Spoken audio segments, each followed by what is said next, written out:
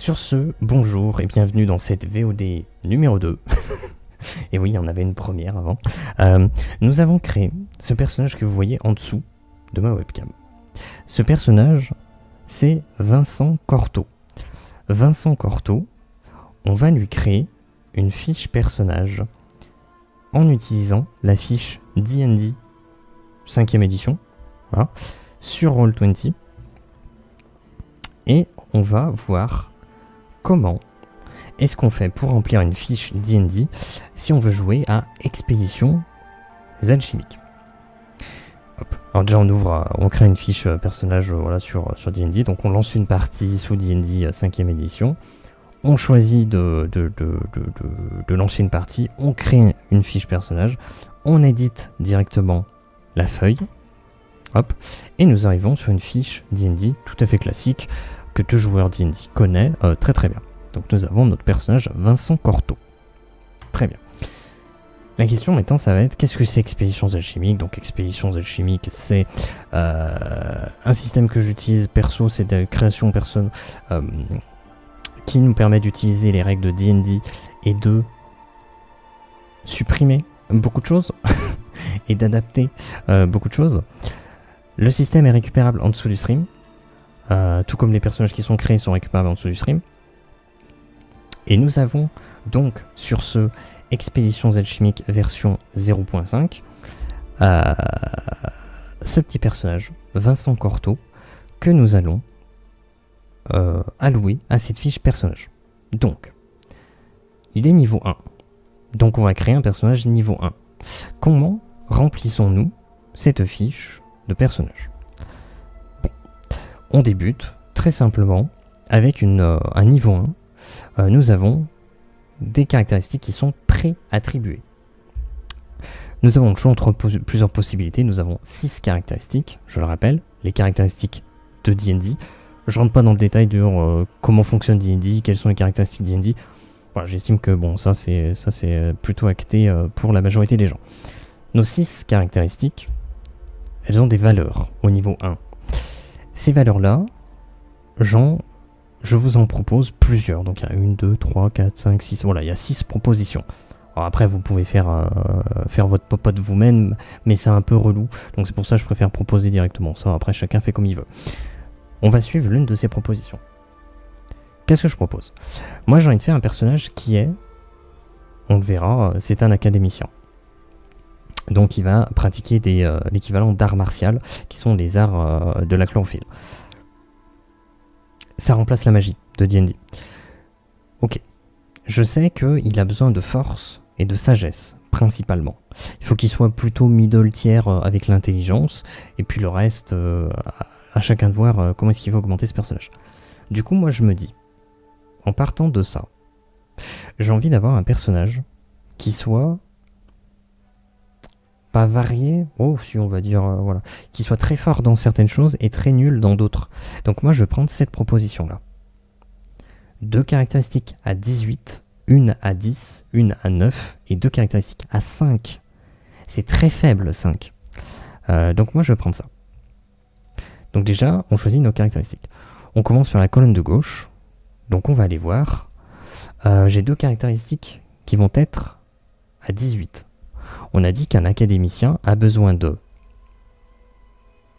force, donc on met 18 ici, et de sagesse, donc on met 18 en sagesse. Super.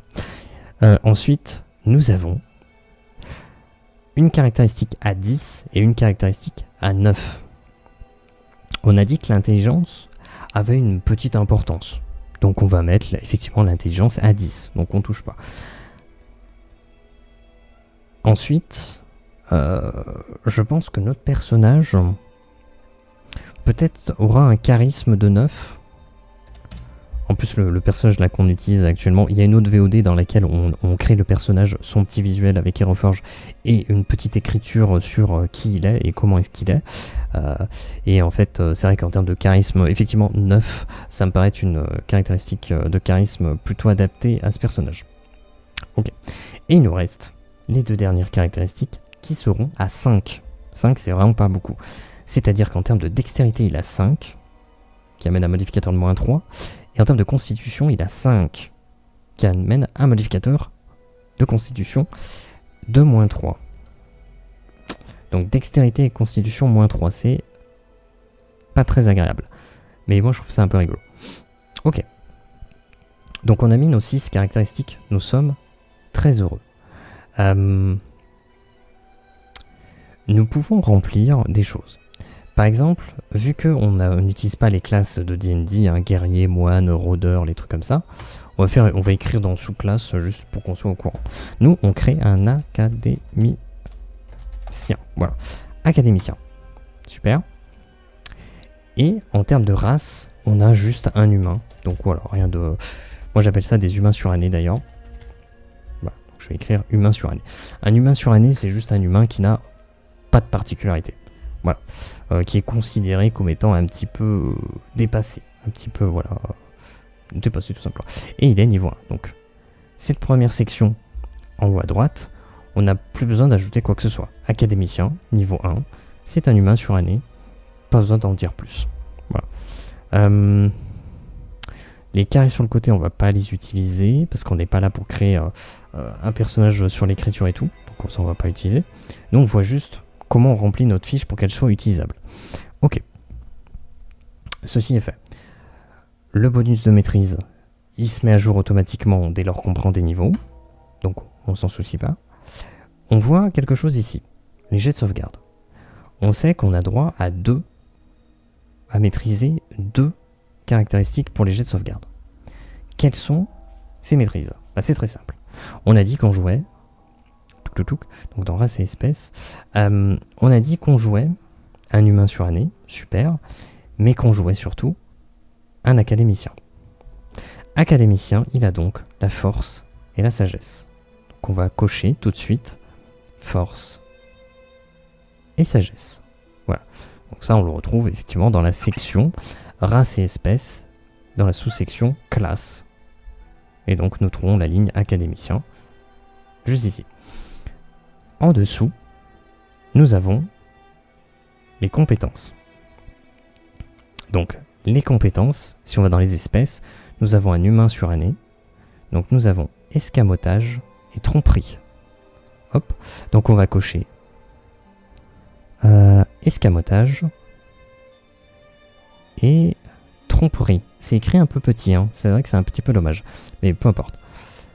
Ok, donc ça c'est fait. Maintenant, la classe, qui est académicien, je le rappelle, nous avons donc acrobatie et athlétisme. Donc, acrobatie et athlétisme. Voilà. Donc, à présent, nous avons nos caracs, qui sont pas finis, nos jets de sauvegarde et nos compétences. Ok. Pourquoi j'ai dit que c'est pas fini? Parce que nous n'avons pas pris en considération quelque chose. C'est que notre humain suranné, ok, il a certes aucune particularité raciale, aucune particularité physique ou culturelle, parce que c'est juste un humain tout à fait lambda. Par contre, au-delà d'avoir ses compétences escamotage et tromperie, il a aussi des caractéristiques raciales. Donc ça vient en plus de la préattribution de vos caractéristiques. Donc, puisque c'est un humain suranné, alors ça c'est très D&D, hein. Les humains, ils ont +1 dans chacune des caractéristiques. Et donc là, l'humain suranné, c'est pareil. Il a +1 dans chacune des caractéristiques. Donc on va ajouter son +1 dans chacune de ces caractéristiques. C'est-à-dire qu'il va passer à 19, 6, 6, 11, 19 et 10. Voilà. Donc notre personnage sera donc avec 19 de force, 6 de dextérité, 6 de constitution, 11 d'intelligence, 19 de sagesse et 10 de charisme. Donc ça, ce sont ses caractéristiques finales au niveau 1. Voilà. Ok. Donc, les 2 premières colonnes sont terminées. Sur Expéditions Alchimiques, vous n'allez pas utiliser l'inspiration. Vous n'allez pas utiliser la perception passive. Enfin, je dis ça, mais si vous avez envie de les utiliser, vous le faites, je m'en fous. C'est juste que moi, je l'utilise pas. Voilà. C'est comme ça que je remplis mes fiches personnages. Ensuite, la deuxième colonne, je vais appeler ça la deuxième colonne, la colonne centrale. Nous avons la classe d'armure, on va y venir plus tard quand on l'aura équipé de son armure. Donc ça, la classe d'armure, on y revient. L'initiative, je l'utilise pas. La vitesse, je l'utilise pas. Donc, je m'en soucie pas. On vient tout de suite en dessous. En dessous, nous avons les points de vie. Donc les points de vie maximum et les points de vie actuels. Okay. Donc, dans Expéditions alchimiques, ce qui touche à la vie, c'est très simple. Tous les personnages ont 10 points de vie. 10. Tout le monde. 10. Tu es niveau 1, tu es niveau 20, 15, 12, je m'en fous. Tu as 10 points de vie. Il n'y a qu'une seule modification qui vient. Enfin, deux. Il y a deux modifications qui viennent.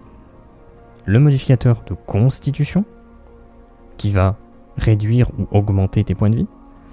Et il y a les particularités. Voilà. Les particularités raciales qui peuvent t'apporter des points de vie supplémentaires. Un tronc croc, juste pour donner un ordre d'idée, regardez, si on regarde ici, on prend les troncs crocs, eh bien ils ont plus de PV. Voilà. Mais il faut que ce soit une particularité raciale, tout simplement. Ici on a un humain suranné, tout à fait basique, donc il n'a pas ça. Donc, si on met 10 de base, voilà, on a 10 de base, on ajoute le modificateur de constitution. Sauf que notre constitution, elle a un modificateur de moins 2. Donc, notre personnage n'a pas 10, il n'a que 8 points de vie. Voilà. Et donc là, vous vous dites, c'est quand même pas beaucoup. Et oui, c'est vraiment pas beaucoup. Effectivement, notre personnage sera assez fragile. Mais au vu de sa force, je pense qu'il va taper fort. Ok. Ensuite, nous avons la section points de vie temporaire. Ça, on va pas s'en soucier à la création du personnage. Parce que les points de vie temporaires ne découleront que de quelque chose qui n'est pas encore totalement en place, qui sera les arts de la chlorophylle puissants, qui cherchent à protéger. Ils généreront des points de vie temporaires. Mais ça ne sera présent que dans des combats ou dans des actions. Mais voilà, on va pas s'en soucier parce que déjà c'est pas encore en place. Et ensuite, à la création de personnages, bah, il n'y a pas besoin de le remplir. Ça, tu le remplis quand tu l'utilises, pas quand tu crées le personnage. Donc ça, on s'en soucie pas, ok ? Surtout que la majorité des classes, ils vont jamais s'en soucier, donc on s'en soucie pas. Ensuite, il y a la section des dés de vie. Alors les dés de vie, c'est comme dans D&D, chaque niveau, tu gagnes un dé de vie supplémentaire. Niveau 1, t'en as 1. Niveau 5, t'en as 5. Niveau 10, t'en as 10. Voilà, etc. On est niveau 1, donc on en a 1. La différence qu'il y a avec D&D, c'est que le dé de vie te permet de récupérer un point de vie. Peu importe ton niveau. Un dé de vie, ça donne un point de vie. Ça s'utilise en repos court et ça rend un point de vie. Tout simplement. Donc, d'où l'intérêt de prendre du niveau. Pour en avoir, par exemple, t'es niveau 5, t'en as 5. Et bah, du coup, si tu utilisais 5, tu récupères 5 points de vie. C'est quand même mieux que d'en avoir un seul. Voilà. Donc, c'est ça la différence. Les dés de vie servent aussi à autre chose. Car nous avons, on y viendra plus tard, une jauge de consommation de potions. Pour l'équilibrage, on ne peut pas consommer plus de 3 potions par jour. Ok ? Et ça, si on est en plein dans un donjon, qu'on peut pas passer une grande nuit réparateur, donc un repos long, on peut faire un repos court à la rigueur, et un repos court, on peut utiliser les dés de vie. Si tu utilises un dé de vie, ça réinitialise la jauge de consommation de potions. Mais ça, on y reviendra après pour les jauges de consommation de potions. Okay. Donc cette section, on a terminé. On passe ensuite à la section attaque et incantation. Alors incantation, pas vraiment, parce que comme j'ai dit, j'utilise pas la magie, donc ça va pas être pris en considération. Bonsoir Gaël. Alors bonsoir, je suis pas certain. Mauvais fuseau horaire. Oui, effectivement. Ah non, mais je comprends. On habite dans deux pays très distincts. Je pense que effectivement, on est à des positions géographiques très éloignées. Bah, en tout cas, bonjour à toi. Enfin, bonsoir à toi. Voilà. J'espère que ça va bien. Ok. La section attaque et incantation. Moi, ce que je fais avec cette section-là, c'est que je mets tout ce qui va être jet durant la partie. C'est-à-dire que ça va être utilisation d'une arme, utilisation d'une armure, peut-être pour résister à un truc, utilisation d'une profession, donc d'un métier, donc là en l'occurrence académie, utilisation, je sais pas, d'un art de la chlorophylle, voilà, mais après je vois pas trop d'autres utilités. Voilà, ça va vraiment être des trucs très basiques. Là en l'occurrence on a un académicien. Donc ce qu'on va mettre tout de suite, je vire les dégâts parce qu'on ne fait pas de dégâts, on utilise un système d'affrontement, je vais pas rentrer dans le détail, mais il est présent voilà, dans le fichier D&D Expéditions Alchimiques version 0.5. Donc ici, nous avons notre personnage, Vincent Cortot, comme on l'a dit, qui maîtrise donc un art qui serait l'art du frêne. Donc moi je vais écrire, je pense que je vais écrire art frêne. Bon, prends pas la tête. D'ailleurs je vais mettre art primal, art primal frêne. Donc si on va dans la section art de la chlorophylle, nous avons la chlorophylle primale frêne, ce qui nous donne la classe d'armure. Donc ici on a art primal frêne. Ok, si on utilise la force parce que c'est un art martial, donc c'est la force, et il le maîtrise parce qu'effectivement il le maîtrise. C'est un petit peu sa protection principale. Je peux peut-être juste écrire en dessous. Qu'est-ce qu'on peut ajouter comme information? Ouais, pas grand chose à ajouter. Si, il est rang 1. Voilà. Et il lui donne 14 de classe d'armure. Je crois qu'on peut mettre ça. On peut mettre ça. Donc voilà, c'est rempli. Alors, je vais rentrer dans le détail, peut-être, si besoin. Si on dit que tu maîtrises un art de la chlorophylle primale, donc par exemple l'art du frêne, donc pour se protéger, il faut savoir que pratiquement tout dans l'univers est divisé en 6 paliers. On va appeler ça des paliers, des niveaux, des échelons, appelez ça comme vous voulez. C'est divisé en 6. Par exemple, les rangs des académiciens, ça va du 1 au 6. Par exemple, si vous allez dans les équipements, ça va du T1 classique au T6 légendaire. Si vous allez, je sais pas, qu'est-ce qu'on pourrait chercher d'autre? Dans les métiers, qu'est-ce qu'on peut avoir? Dans les métiers, les plantes, elles iront du fardeau 1 au fardeau 6. Voilà, ça va toujours comme ça. Ça va toujours comme ça. Les professions, elles vont du rang 1 au rang 6. Voilà, donc ça va toujours de 1 à 6. Donc, concrètement, on comprend un petit peu que c'est un petit peu généralisé à ce niveau-là. On a un personnage niveau 1. Il est rang 1, il est fardeau 1. Donc nous, c'est un personnage vraiment très basique, tout est à 1. Tout est au minimum. Si on regarde, rang 1, donc c'est un postulant membre honoraire, mais ça je rentre pas dans le détail parce que on a créé le personnage dans la VOD précédente. Il maîtrise un seul art, et cet art, si c'est un art primal, donc de protection, il aura 14 de classe d'armure. Voilà, c'est dans le tableau. Donc je mets 14 de classe d'armure, je l'écris là. Comme ça, si on clique dessus, ça lance un dé. Bon là ça lance 2 dés parce que si t'as l'avantage ou le désavantage, on le voit pas, donc je vais mettre là-dessus. Et on voit, ça met juste, voilà, rang 1, 14 de classe d'armure, on s'en fiche.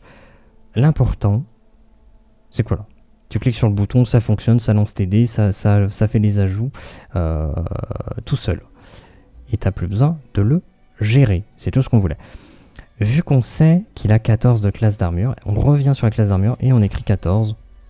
Comme ça c'est fait, plus besoin d'y revenir. Toute cette section est terminée. Ok.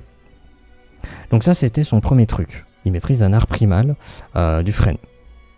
Super incroyable. Maintenant, il maîtrise forcément une seconde chose. Pourquoi?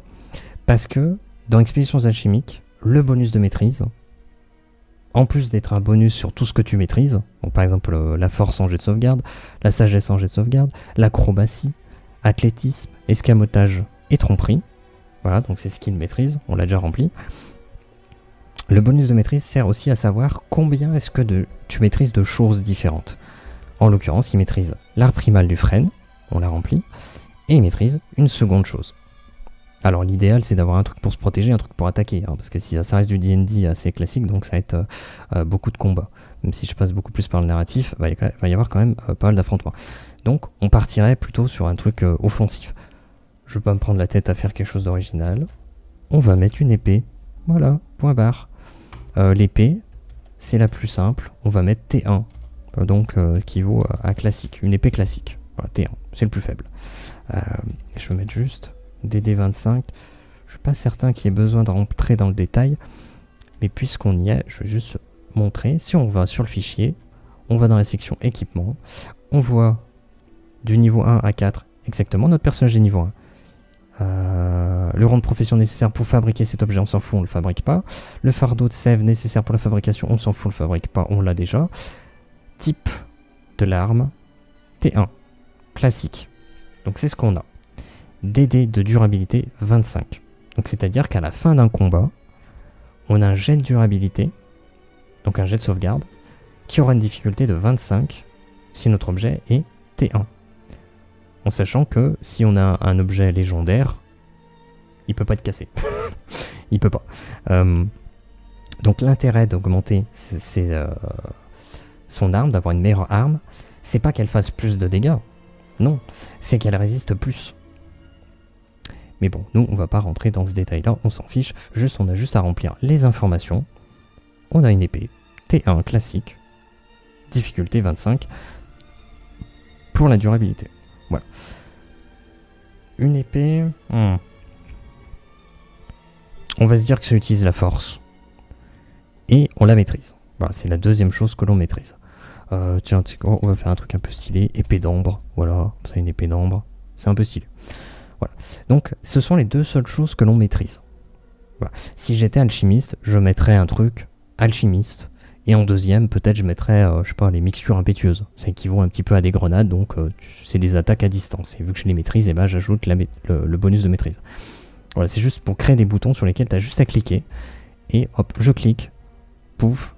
Ça lance mes dés. Chtonk. Je vais y arriver. Et tout de suite, si on passe le curseur dessus, on voit, ça a lancé le dé et ça a ajouté tous les bonus. Voilà, on voit 12 plus 4. Il n'y a que plus 4. Hop. La force à plus 4. Et la maîtrise. Ça m'a mis la maîtrise.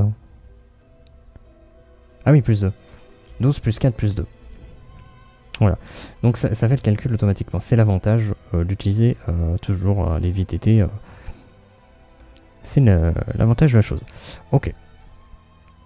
Il n'y a pas une méca d'allergie à un certain type de chlorophylle. Ça pourrait être drôle de mettre un délire d'allergie. Mais non, c'est pas au programme du tout. Je pense avec l'allergie au pollen, oui, bah forcément, je pense qu'on est majoritaire à bien en chier. Et puis en carton renforcé. Bah ça peut le faire. Hein. Moi je peux te sortir une épée en papier, hein, je m'en fous. Hein. Ça fait peur de se couper avec un papier, ça pique. Ok, donc cette section, attaque et incantation, est terminée. Si on avait été par exemple artisan, j'aurais mis artisanat. Voilà, et juste on aurait à cliquer dessus quand on fait de l'artisanat. Mais c'est pas le cas. Là on a un académicien. Ok, super. Je vais utiliser cette section en bas à gauche. Alors perception passive, je ne l'utilise pas, comme je l'ai dit. Par contre, en dessous, nous avons outils maîtrisés et compétences personnalisées. Je vais ajouter ici ce qu'on a ajouté dans attaque et incantation pour savoir se rappeler que ce sont ces choses-là que notre personnage maîtrise. Donc il maîtrise. Et c'est une compétence de force. Donc voilà, art primal. Et on ajoute épée d'ambre, qui utilise la force, elle est maîtrisée. Voilà. Voilà. Donc imaginons on monte de niveau. On monte niveau, je crois que c'est niveau 5. Notre bonus de maîtrise passerait à plus 3. Donc on aurait la possibilité de maîtriser une troisième chose. Eh bien, on aura juste à ajouter ici, pouf, maîtrise, je sais pas, des ciseaux. C'est nul à chier. Bon bref, on a juste à ajouter un truc ici. Attends, parce que du coup, je vais pas mettre le 3 parce que ça... Voilà. Donc on met ce qu'on maîtrise ici. Juste pour qu'on sache, indépendamment de toutes les actions qu'on peut avoir à disposition, pour qu'on ait indépendamment ce qu'on maîtrise. Pour qu'en un seul coup d'œil, on sait que, ok, ça je le maîtrise, et ça utilise la force. Voilà, point barre. La section en dessous, autre maîtrise et langue, j'utilise pas. J'utilise pas. Voilà, donc je vais pas rentrer là-dedans. Pour ce qui va être de l'inventaire et des pièces, on le fera en dernier, parce que je pense que c'est intéressant de le faire en dernier, ça honnêtement. Ok. Trait de personnalité, les idéaux, les liens, les défauts. On n'est pas là pour ça. C'était la VOD précédente dans laquelle on a créé le personnage et on utilise un format autre. Ok. Donc ici, nous avons des petits carrés. Et on peut en ajouter. Voilà, on peut en ajouter. Ce qu'on va faire, c'est qu'on va mettre 4 choses différentes. Je l'ai dit, on n'utilise pas la magie dans Expéditions Alchimiques. Donc, nous avons notre jauge de points de vie, donc la première jauge. Nous avons notre jauge de points d'esprit, qui nous sert à vraiment plein de choses. La pratique de métier et l'utilisation voilà, de diverses choses qui vont toucher à la fatigue mentale, on va dire. Et nous avons une troisième jauge, qui est une jauge de charge de chloroplaste, qui nous permet d'avoir un avantage sur notre lancer ou de utiliser un art puissant ou un art étendu. Voilà. Donc c'est comme ça, c'est gamifier un petit peu le système d'avantage-désavantage. Si l'adversaire utilise une charge, on a un désavantage. Si on utilise une charge, on a un avantage. S'il y a les deux en même temps, ça s'annule, on fait un lancer normal. Peu importe. Donc déjà, on met nos points d'esprit. Je vais juste l'écrire PE. Et nos charges, je vais écrire ça CH. Voilà, pour faire simple. Comme ça, on a PV, PE, CH. Point de vie, point d'esprit, charge. Ok. Point d'esprit, c'est une valeur fixe. Comme les points de vie, la valeur c'est 10 plus le modificateur de constitution et les particularités raciales. Point d'esprit, c'est pareil, sauf que c'est 6 plus modificateur sagesse et plus les particularités. Okay. Donc la valeur de base, c'est 6. Plus le modificateur de sagesse, nous, on a plus 4. Donc, on a 10 points d'esprit. Putain, on a plus de points d'esprit que de points de vie, c'est n'importe quoi. Plus les particularités, ça tombe bien, c'est un humain suranné, il n'y en a pas. Il y en a pas. Donc, pas besoin de se soucier de ça. Ok, on a rempli nos points d'esprit. Ça y est, c'est fait. Très bien, c'est terminé. Ensuite, on a notre charge de chloroplaste. La charge de chloroplaste, on en a une, plus le modificateur d'intelligence. Notre modificateur d'intelligence, il est là, il est à 0. Donc, on reste à 1. On a une charge de chloroplaste. Voilà. Donc là, nos 3 jauges, elles sont remplies. Mais on va en ajouter 2 autres. Pourquoi ? J'ai dit plus tôt qu'on avait la consommation de potions. Notre consommation de potions, elle est limitée à 3. Elle est limitée à 3. Elle se réinitialise quand on prend un repos long, ou alors qu'on prend un repos court et qu'on consomme un dé de vie. Voilà. Donc on peut consommer jusqu'à 3 potions, puis après il va falloir soit prendre un repos long, soit consommer un dé de vie en repos court, tout simplement. Ok. D'où l'importance d'avoir des potions puissantes plutôt que d'avoir plein de petites potions, parce que du coup on ne pourra pas autant se soigner qu'on le désirera. C'est une question d'équilibrage.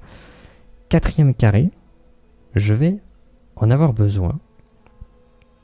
Je vais en avoir besoin pourquoi déjà, je me rappelle plus. Ça c'est marrant, ça je me rappelle plus. Si je prends la fiche de test, on voit... Ah oui, le niveau de richesse. C'est vrai qu'on peut faire ça. C'est pas forcément si nécessaire que ça, mais je vais le mettre là, histoire qu'on l'ait à portée de vue assez facilement. Notre personnage a un niveau de richesse. Car tout ce qui va être gestion de la nourriture, du logement, des moyens de locomotion, etc., on va pas gérer les pièces ludiquement. On va pas se dire, ok, ça coûte 10 pièces de cuivre. Ok, je lui en donne 10. Nanana. Ah, mais attends, j'ai qu'une pièce d'argent. Du coup, nanana. On gère pas ça. Nous avons un niveau de richesse qui est de 1. Parce qu'on est niveau 1. Donc, on a richesse 1. Voilà. Donc, tout ce qui est équivalent à richesse 1, on le gère pas. On gère pas les pièces. Au niveau des services. Hein. Donc, c'est-à-dire que si on regarde ici, hop, toujours dans le même fichier, hein, globalement, il faut trouver la section richesse et tac. Nous avons donc, si tu as une profession rang 1 ou que tu as un niveau équivalent à ce rang, voilà, tu es sur la première ligne, tu as donc une richesse 1 qui est fait que tu es pauvre. Tu as accès au repas famélique, à des repos dans des dortoirs collectifs, tu peux louer un hamac, tu peux avoir une place dans une charrette pour te déplacer, et tu peux acheter des plantes fardeau 1, tout ça sans gérer les pièces. Pas besoin de gérer les pièces. Voilà. Pas besoin de faire une session de 3 heures où tu vas juste faire les magasins pour acheter les plantes fardeau 1, payer ton déplacement, payer l'auberge dans laquelle tu séjournes et payer les repas que tu consommes. Pas besoin. Ok, pas besoin de gérer les pièces. Sauf si tu me dis, ok, je suis richesse 1 et je veux me prendre un repas copieux. Ah bah là tu le payes. Là tu gères les pièces. Et donc après t'as d'autres tableaux qui vont te dire, bon bah tu veux un repas copieux, ok c'est 15 pièces. Bon, ça peut partir assez vite. Ok. Donc on a notre niveau de richesse ici. Comme ça, on est sur notre fiche. En un coup d'œil, on sait quel niveau de richesse on est. Donc ça c'est pratique. Donc ces 4 carrés me suffisent. Voilà, pas besoin de remplir plus que ça. Nous avons cette section-là, en bas à droite, capacité et traits. Dans capacité et traits, je vais mettre ce qui va toucher aux particularités d'un personnage. Nous avons... Alors là, c'est vrai qu'on a un académicien. En plus, c'est un humain suranné, donc c'est-à-dire qu'il n'a pas vraiment de particularité. Par exemple, j'avais fait un test. Si on ouvre un test, on voit il avait un +1 de cases d'inventaire, donc il a un inventaire plus grand, mais c'était quelque chose, une particularité raciale. Tout comme le fait qu'il ne peut pas attaquer par surprise, parce que c'est une particularité raciale. Mais notre personnage là, il n'a pas de particularité raciale en fait. Donc c'est vrai que on n'a pas un personnage qui est un très bon exemple parce que on n'a rien à mettre. Parce qu'il n'a pas de particularité. Si on revient sur justement humain suranné, voilà, aucune particularité. Si on avait fait, je sais pas, un vicrin, il aurait modificateur +1 en pratique de chlorophylle. Voilà, on aurait pu mettre aussi le fait qu'il soit maigre, élancé, les bras longs, le teint violet, l'iris fendu. Voilà, on aurait pu mettre ces choses-là. Mais là, en l'occurrence, on a un humain suranné, donc il a aucune particularité. Donc j'avoue que c'est pas forcément le très bon exemple pour cette section-là. Donc nous, on va pas la toucher. Mais donc voilà, je réaffiche le test. Voilà, si vous aviez un tronc gros, par exemple, vous mettiez ces particularités ici dans cette section-là. Nous, on n'a pas besoin, donc on va pas en mettre. Vous savez quoi, pour l'exemple, on peut en ajouter une. On va mettre aucune. Voilà, aucune particularité raciale. Voilà, aucune. Voilà, il a rien. Super. Et donc, dernière section. Nous arrivons à la dernière section. L'inventaire. Avant d'attaquer l'inventaire, on va regarder les pièces. Donc les pièces dans D&D... Putain, la musique de Diablo 4, là, elle gueule un peu parfois. Bon, ça a l'air d'aller. Nous avons les pièces de cuivre, pièces d'argent, pièces électrum, pièces d'or, pièces de platine. Le ratio. Le ratio, c'est quoi? 10 pièces de cuivre, ça fait une pièce d'argent. Ok? 10 pièces d'argent... Non. 10 pièces d'argent, ça fait une pièce d'or. 10 pièces d'or, ça fait une platine. Jusque-là, c'est facile. Mais on va se poser la question, Et l'électrum? Bah l'électrum c'est chiant. C'est 5 pièces d'argent pour faire un électrum. C'est 5 électrums pour faire une pièce d'or. Pourquoi? Pourquoi avoir fait ça en plein milieu? C'est trop chiant. Donc ce qu'on va faire, nous, c'est qu'on va mettre un gros X. Et l'électrum, on l'utilise pas. Voilà, encore une fois, chacun fait ce qu'il veut. Moi, je l'utilise pas parce que je trouve que ça complexifie tous les calculs. Et on n'est pas là pour ça. On est là pour faire quelque chose de simple. Donc, 1 pour 10. Voilà. 10 de cuivre, ça fait une pièce d'argent. 10 d'argent, ça fait une pièce d'or. 10 d'or, ça fait une platine. Point barre. Voilà, pas besoin de se prendre plus la tête que ça. Pas besoin. Donc, notre personnage étant niveau 1, il a donc, on revient dans la section richesse, pouf, pouf, richesse, vu qu'il est niveau 1, il a donc, comme revenu mensuel, 150 tacs cuivre. On appellera ça des tacs cuivre. Mais c'est des tacs. La monnaie du jeu, ce sont des tacs. 150, puisqu'il est niveau 1. Donc ce qu'on peut faire, c'est mettre 150 tacs cuivre. Voilà, tout simplement. On peut appeler ça des pièces de cuivre parce que c'est la tac, c'est une feuille qu'on peut faire sécher et compacter pour créer des pièces de monnaie. Voilà, donc c'est la monnaie du jeu. Ce sont des pièces de tac. Il y en a plusieurs formes. Cuivre, argent, or, platine. Et si vous voulez TRP, vous dites des tacs cuivre, des tacs argent, des tacs or et des tacatines. Et sachez que la tac pousse sur un tacotier. Voilà, je trouve ça très très drôle de cultiver ces tacatines sur un tacotier. Tac et tac, ça me fait rire. Ok, donc ce que vous pouvez faire, hein, ça après c'est chacun fait comme il veut. Soit vous vous dites, j'ai 150 tacs, je mets 150 tacs cuivre. Voilà, je me prends pas la tête. Ou alors on peut se dire, écoutez, ça représente 10 tacs argent et 50 tacs cuivre. Ou encore on peut se dire, ça me fait un tac or et 50 tacs cuivre. On peut se dire, ça me fait 10 tacs cuivre, 4 tacs argent et une tac or. Mais bon, là, c'est pour s'amuser avec les pièces, quoi. C'est pour s'amuser avec les pièces et se dire, bon, je vais éviter d'avoir trop de pièces sur moi, donc je vais essayer de gérer un petit peu mon truc, tout seul.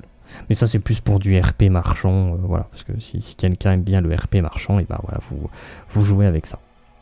Nous, pour clarifier la chose, on va rester sur 150 tacs cuivre. Très simple. Ok. Ceci étant fait, nous avons en dessous l'inventaire. L'inventaire, c'est un système par case. Donc attendez, je cherche la bonne section. Pouf, l'inventaire. Donc l'inventaire, c'est juste ça, pas besoin de... Enfin, c'est assez court. En dessous, c'est un exemple. Okay, donc l'inventaire, ça fonctionne par case. Ok, super. On a 3 cases natives non affectées négativement par les modificateurs. Donc c'est-à-dire si tu as un modificateur négatif, tu peux pas avoir moins de 3 cases. C'est le minimum.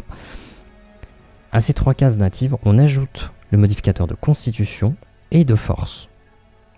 Ce qui chacun donne des cases supplémentaires. Ok. Nous, on va commencer par ça, je pense. On va commencer par ça. C'est-à-dire, on va écrire donc inventaire. Ok, super. Donc, nous avons 0 sur 3 cases. Voilà, donc nativement, on a 3 cases. On ajoute notre modificateur de constitution et de force. Donc, en force, on a plus 4. Et en constitution, on a moins 2. Donc, ça fait 4 moins 2, ça fait plus 2. Donc, vu qu'on en a 3 de base, plus 2, 3 plus 2, 5. Super. On a 5 cases d'inventaire. Ok, très bien. Ensuite, qu'est-ce qui nous est dit? Il nous est dit que prends une case, un objet. Ça peut être un vêtement, la bourse attaque, un outil, une plante, une potion, un kit de réparation, un bijou ou un sac. Et ce sac, lui, il contiendra 10 cases. Où on peut avoir un carquois qui comprendra 10 projectiles.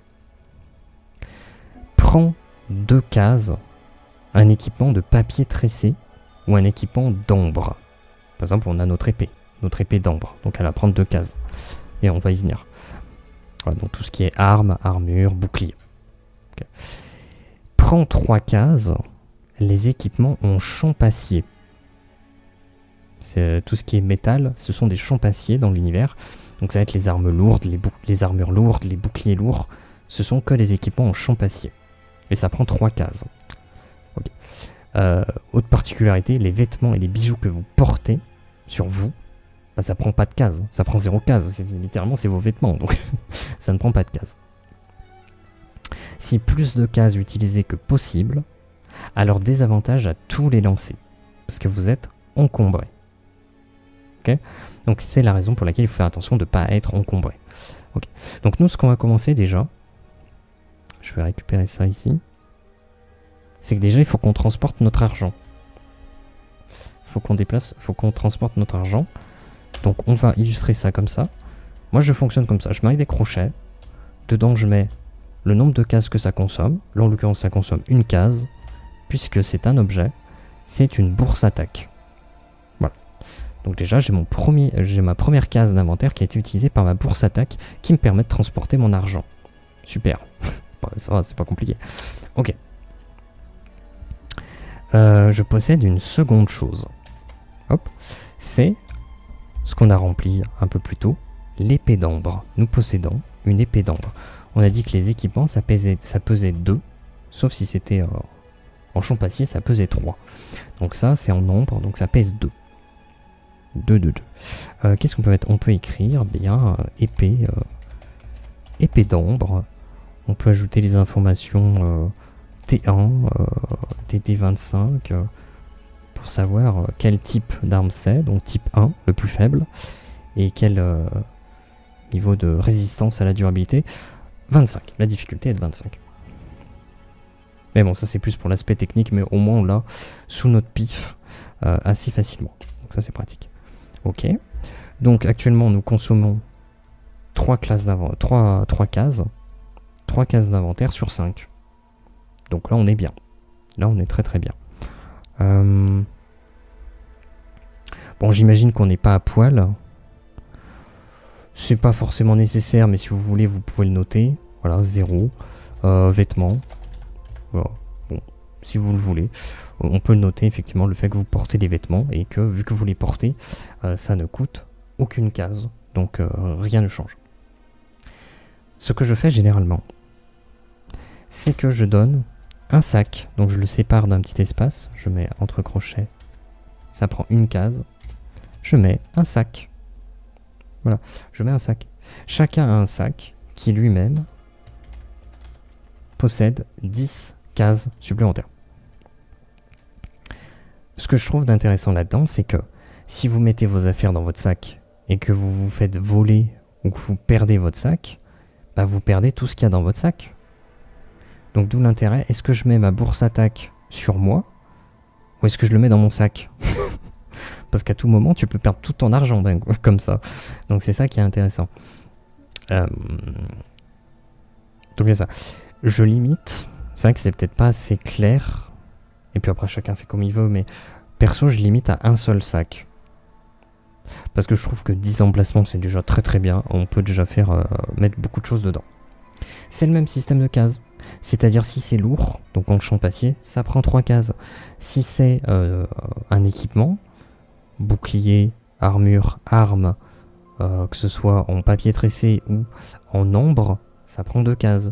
Si c'est un objet, ça prend une case. Tout simplement. C'est le même système. Et si je veux mettre quelque chose dans le sac, ce que je fais, c'est que je mets un petit chevron, comme ça, et j'écris objet. Voilà. Objet. Si je veux mettre un autre objet, pouf, je mets un chevron, objet. Je mets un chevron, objet.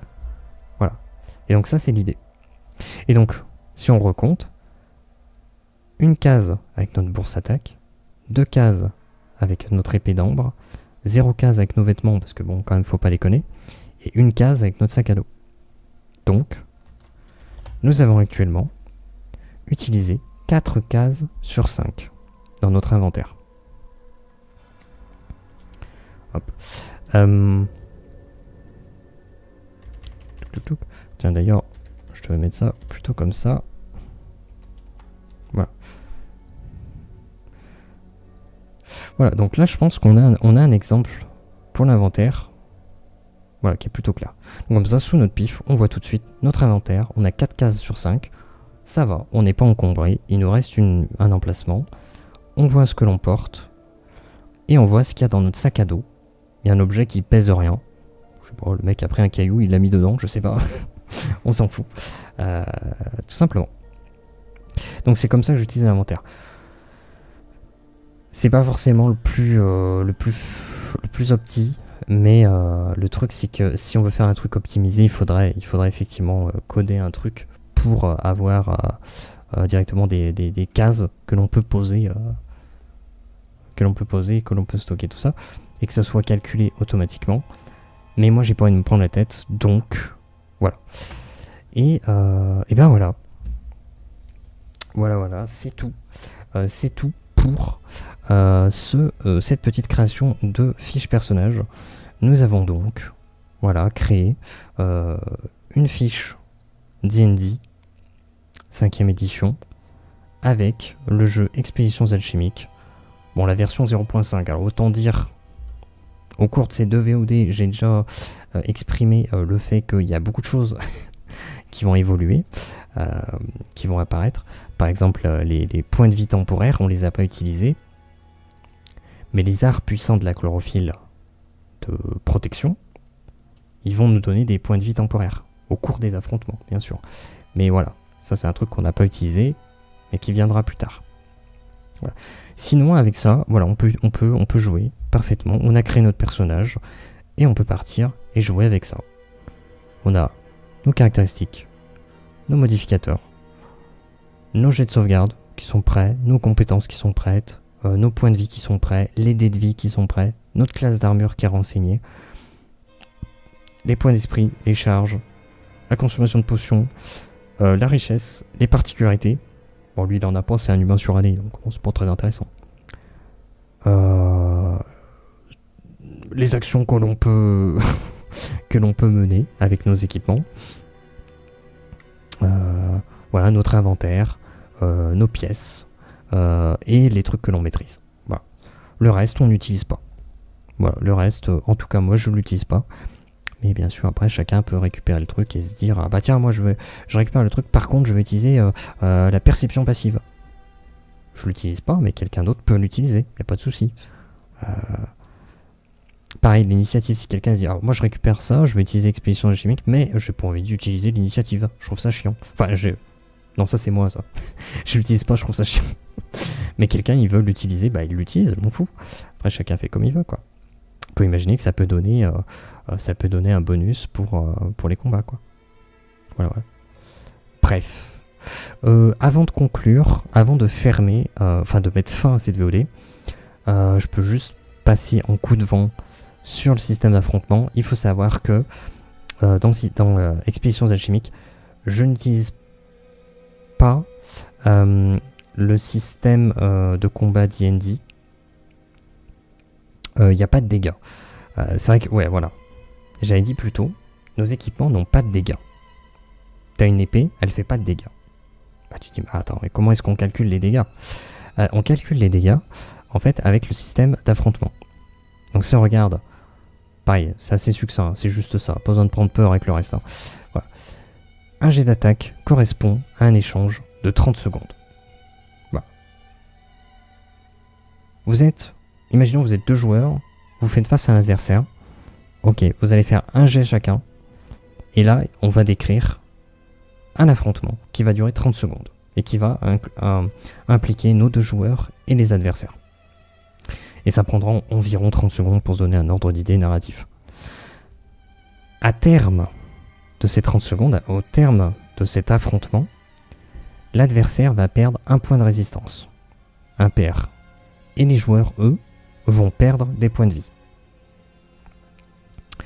Donc il y a une difficulté à atteindre, comme tous les lancers dans D&D, qui est équivalente à la classe d'armure de l'adversaire. Donc ça, les joueurs D&D ne sont pas perdus. Et la difficulté augmente de 5 si l'adversaire est d'un niveau supérieur. Donc attention, allez pas combattre des trucs qui vous dépassent totalement.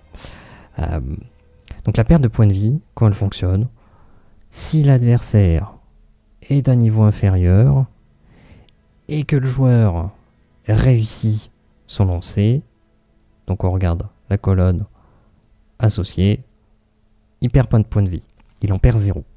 Par contre, s'il échoue et que l'adversaire est d'un niveau inférieur, il perd tout de même 1 PV. Voilà.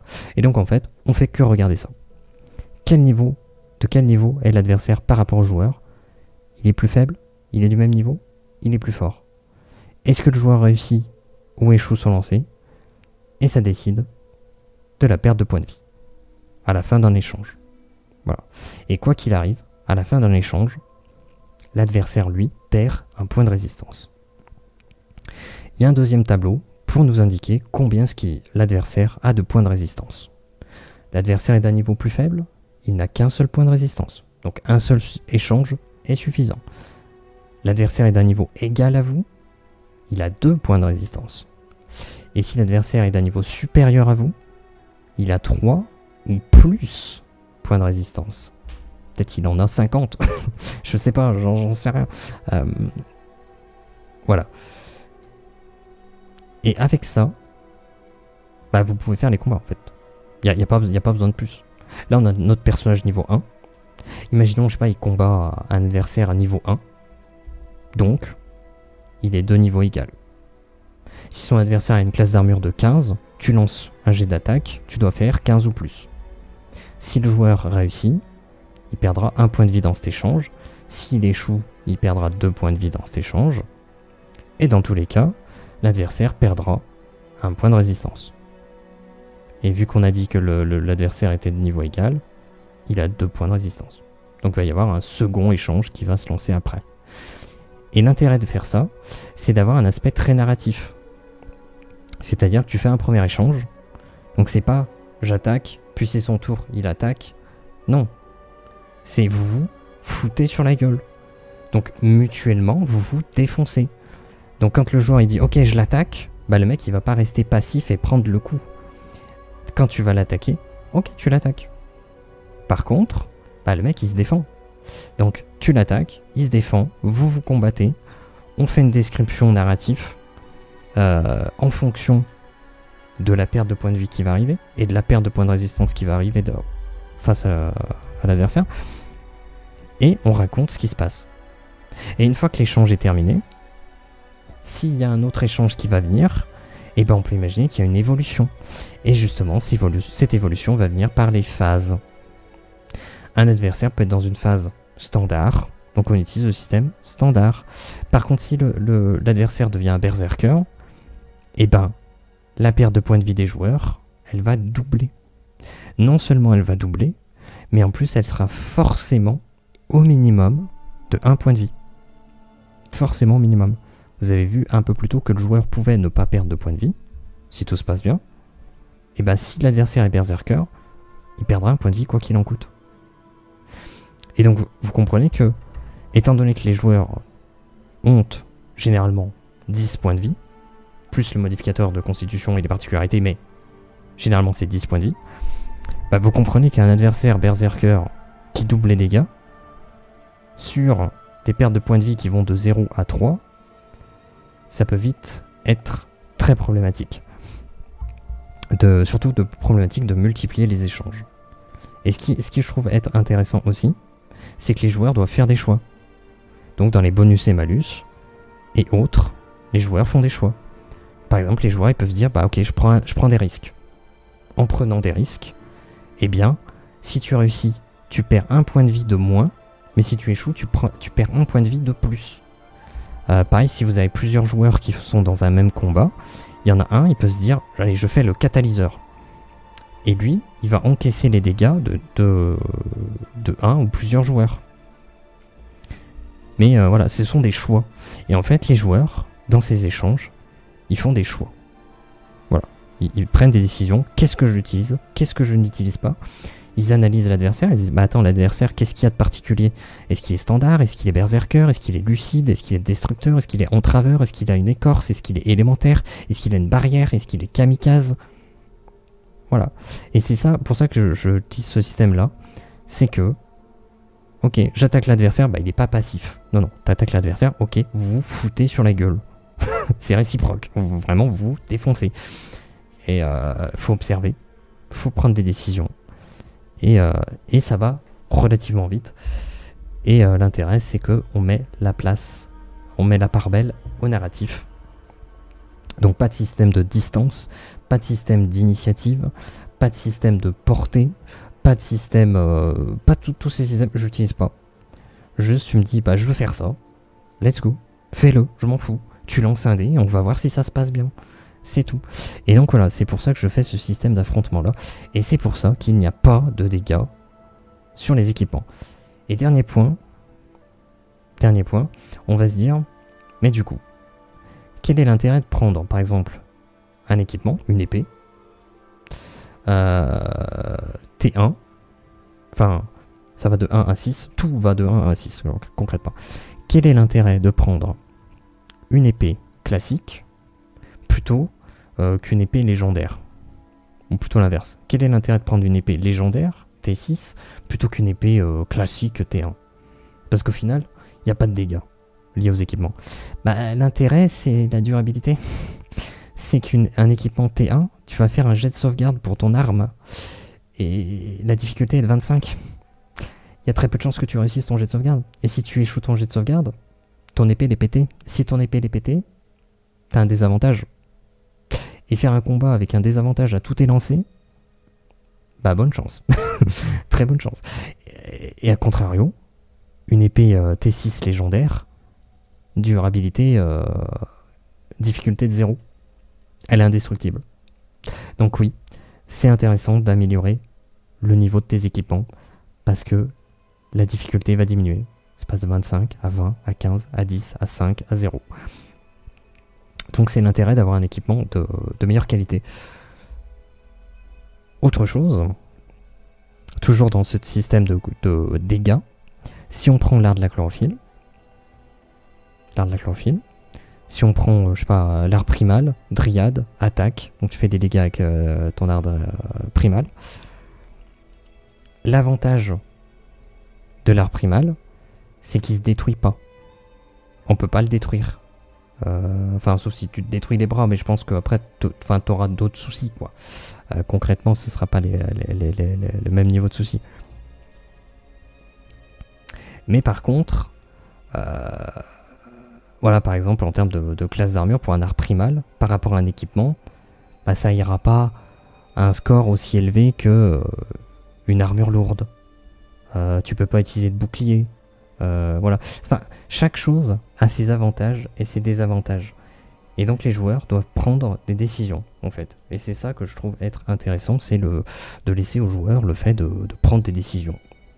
D'observer, d'émettre ses théories, de prendre ses décisions en fonction, et let's go. Let's go, tout simplement.